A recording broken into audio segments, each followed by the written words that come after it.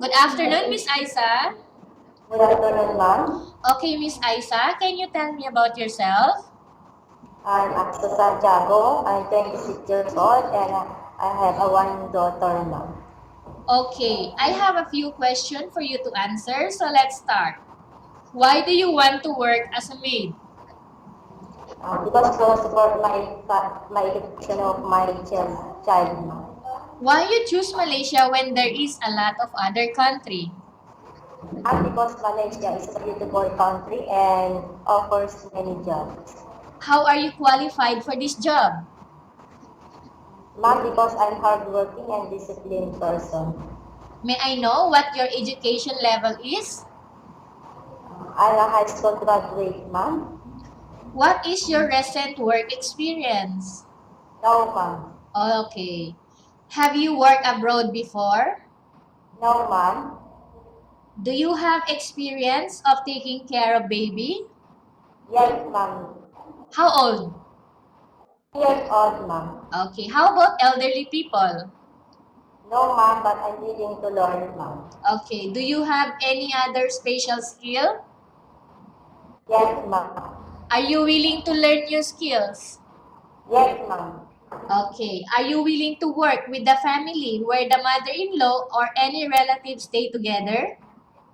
Yes, ma'am. Currently, are you still working now? No, ma'am. Do you know how to cook? Yes, ma'am. What sort of food can you cook? A Filipino food like adobo, tinola, and paksiw.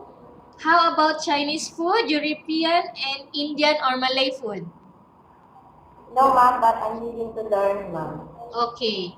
Are you aware that you will have to do washing, cleaning, ironing, and cooking? Yes, ma'am. From all the house chores like washing, cleaning, ironing, and cooking, which do you like most? I've been cooking and cleaning, ma'am. Okay, if ever you were selected to work in Malaysia, who will take care of your kid? My mother, ma'am.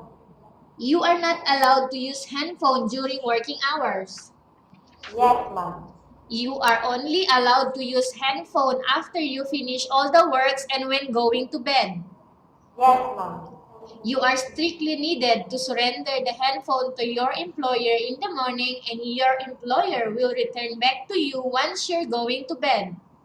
Yes, ma'am. If ever your employer finds out that you're abusing of using your handphone and it's affected your work performance, your employer will confiscate your handphone and you are not allowed to hold it anymore. Your employer, Yes. okay, instead, your employer will allow you to call to your family 3 times in a month. You only allowed to bring normal phone and you are not allowed to bring smartphone. Are you agreed for the terms and conditions? Yes, ma'am. Are you agreed to the rules and regulation for the handphone? Yes, ma'am. How many years is the contract as you agreed and understands? 2 years, ma'am. Can you describe for me your ethics, your attitude? I'm hardworking and disciplined person, ma'am. How can you assure to us that you will work hard in Malaysia? Because I'm hardworking and respectful, ma'am. Okay, can you promise not to use the telephone without the permission of your employer? Yes, ma'am. Can you promise not to put on makeup but to dress properly while work? Yes, ma'am. Can you promise not to invite friends and relatives without the consent of your employer? Yes, ma'am. Can you promise not to ask for advance salary from your employer under any circumstances? Yes, ma'am. Do you really understand of the rules and regulation of the agency? Yes, ma'am. Do you pay any placement fee for you to come to Malaysia to work as a maid? No, ma'am. Do you have any history of sickness, example breast cancer or other illness? No, ma'am. Do you suffer from any skin diseases, allergy, or physical defects? No, ma'am. Have you suffered from any serious illness? No, ma'am. Do you smoke? No, ma'am. Have you undergone any operation? No, ma'am. Are you medical fit? Yes, ma'am. Are you allergic with any food? No, ma'am. Are you preferred to work for employer of any race? Yes, ma'am. Are you preferred to eat the type of food taken by your employer? Yes, ma'am.